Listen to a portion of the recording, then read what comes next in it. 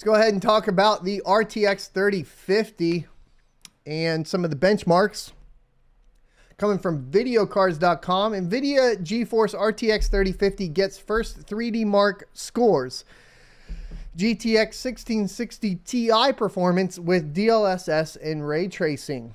In 3D Mark's Time Spy, NVIDIA's latest card can offer up to 24% more performance than AMD's Radeon 6500 XT. Interestingly, the AMD card is just a few percent slower than the RTX 3050 in Firestrike. I mean, that's pretty expected because Firestrike's really core clock intensive, both on the CPU and the GPU. And as you guys may be aware, some of the way the Infinity Cache works, as well as the way the NVIDIA cards are, the AMD cards are programmed to basically function directly, communicate with, especially like Ryzen CPUs and so on. This is kind of expected. Firestrike's a really old benchmark though, and probably not indicative of a majority of titles that people play anymore, except on maybe the esports side. So if we were talking about, you know, something like Counter-Strike, CSGO, Valorant, that sort of thing. So a bit more interesting comparison is with the RTX 3060, the upcoming card's closest sibling. Both cards are based on the same GA106 GPU, but the higher end model has 40% more cores and 60% higher memory bandwidth. The RTX 3060 is up to 46% faster than the RTX 3050 in Time Spy, rendered at 4K, meanwhile in Firestrike performance profile rendered at 1080p, the difference is just 30%.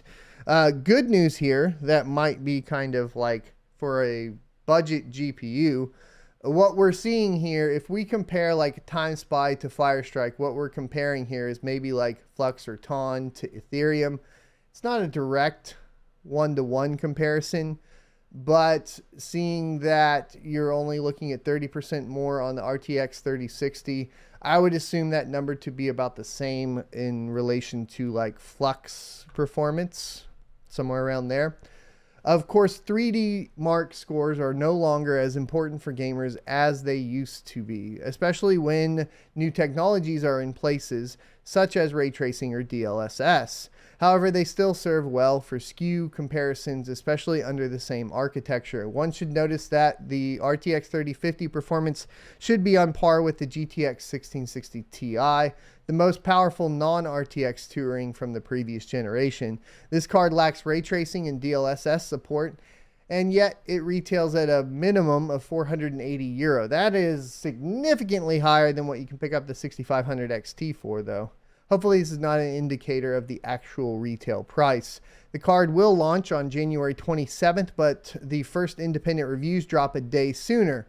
The card will retail at $250 and it should become available on the same day it launches. It has already been confirmed that the RTX 3050 is not good at Ethereum mining, which we kind of talked about already. I think on NB Miner with the unlock was 13 mega hash. So maybe, just maybe this time around, it will be easier to buy NVIDIA's newest card. I think with the dip and everything right now, it is going to be easier to buy it. We will be driving up to Houston tomorrow to stay the night and then hopefully pick one up, let's see, Thursday morning, and then get back, and I'll try to get the testing for you guys right now.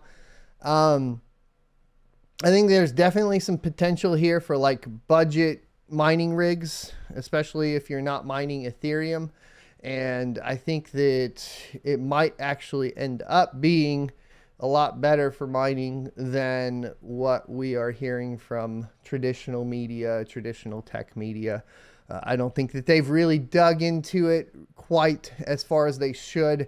If you're able to pick these things up for $250 and they have 8 gigabytes of VRAM, they have the latest technology capabilities, memory that's running at pretty respectable 224 gigabytes a second compared to, of course, the 6500 XT, which is nowhere close to that. There's a lot of potential here. There is. So I'm pretty excited for this one, at least for testing. Stay tuned to the channel, hit that notification bell so that YouTube notifies you when we get that video up for you. I hope you enjoyed this clip from the Crypto Mining Morning Show every Monday through Friday, 7:45 a.m. Pacific and 10:45 a.m. Eastern Time. You can check out more clips here, or if you're interested in checking out the entire live show, you can check that out down here. Thanks for watching, and I'll see you next Tuesday.